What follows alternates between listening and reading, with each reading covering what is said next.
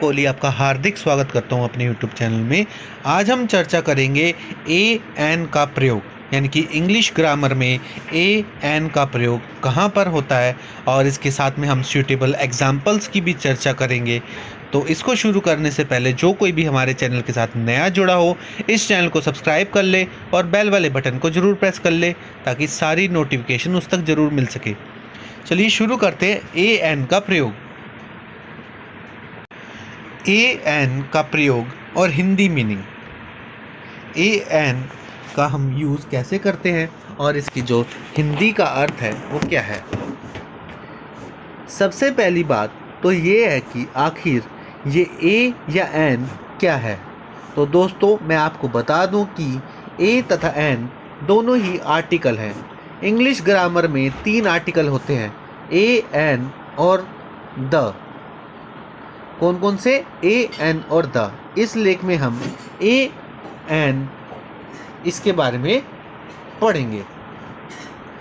ए तथा एन दोनों का अर्थ एक होता है। क्या है?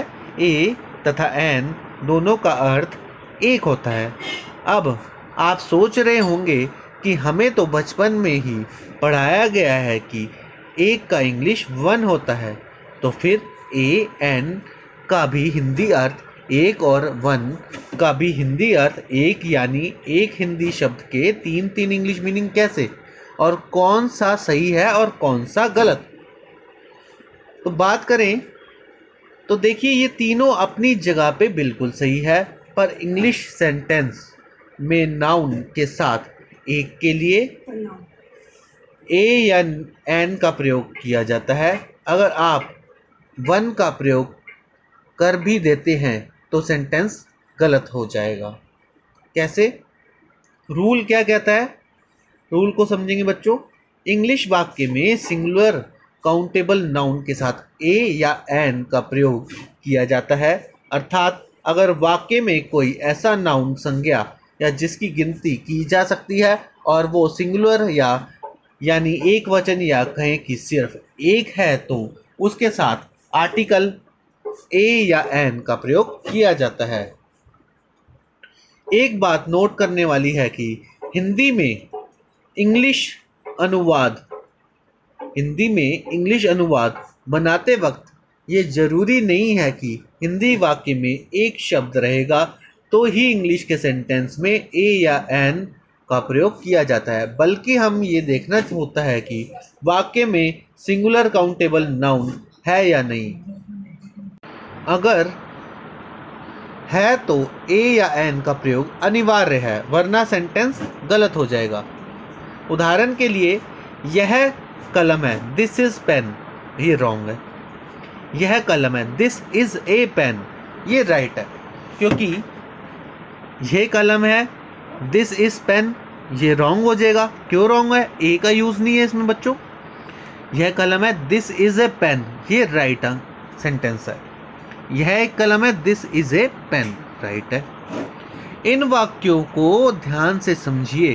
पहले वाले में हिंदी वाक्य है, यह कलम है। इस वाक्य में भले ही एक शब्द नहीं लगा है, पर हम जान रहे हैं कि इससे एक सिंगुलर काउंटेबल नाउन कलम है।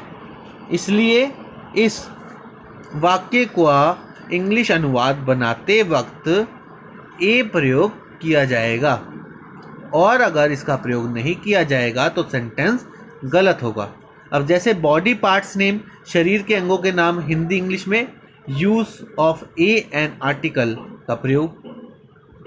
वाक्य में ए का प्रयोग ऐसे शब्दों से पहले होता है जिसका उच्चारण कॉन्सोनेंट साउंड व्यंजन ध्वनि से शुरू होता है, अर्थात जिस शब्द के लिए या जिस नाउन के लिए हम ए या एन लगाना चाहते हैं उसका पहले उच्चारण देखेंगे। अगर उच्चारण व्यंजन ध्वनि से शुरू होता है तो ए का प्रयोग होगा, जैसे पेन, बुक, कंप्यूटर, मैंगो आदि। इन सभी वर्ड का उच्चारण आप देख सकते हैं कि प, ब, क, म से शुरू हो रहा है, और हम जानते हैं कि यह सभी कॉन्सोनेंट यानी कि व्यंजन है, इसलिए इनके साथ आर्टिकल ए का प्रयोग होगा। तो जो मैंने ये वर्ड्स बताए हैं बच्चों, इनके साथ आर्टिकल ए का प्रयोग होगा। जैसे दिस इज ए मॉन्की, यह एक बंदर है। दिस इज अ कैट, वह एक बिल्ली है। ही इज अ बॉय, वह एक लड़का है। दिस इज अ पेन, यह एक कलम है। दिस इज अ फैन, वह एक पंखा है। शी इज अ ड्राइवर, वह एक ड्राइवर है। आई एम डॉक्टर, मैं एक डॉक्टर हूँ। ही इज ए स्टूडेंट, वह एक छात्र है। Ramesh is a postman, Ramesh एक डाकिया है। Radha is a girl, Radha लड़की है। वाक्य में एन का प्रयोग ऐसे शब्दों से पहले होता है जिसका उच्चारण वॉवल साउंड यानी कि स्वर ध्वनि से शुरू होता है। जैसे umbrella, honest, egg, elephant, intelligent. वाक्य में एन का प्रयोग ऐसे शब्दों से पहले होता है जिसका उच्चारण वॉवल साउंड होता है, स्वर ध्वनि, जैसे umbrella, honest, egg, elephant, intelligent. इन सभी वर्ड का उच्चारण अ, ई, ए आदि से शुरू हो रहा है और हम जानते हैं कि सभी वॉवल हैं, इसलिए इनके साथ हमेशा एन का प्रयोग किया जाएगा। वॉवल के साथ हमेशा एन का प्रयोग किया जाएगा। This is an umbrella, this that is an elephant, this is an egg. ठीक है बच्चों, कैसे समझा आपने?